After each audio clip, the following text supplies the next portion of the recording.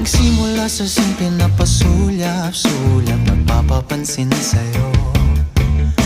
Umabot sa palitan ng mga mensahe, kilig na kilig ako. Kumusta, kain na, hello, magandang umaga. Ingat ka, pahinga, huwag kang masyadong magpupuyat pa.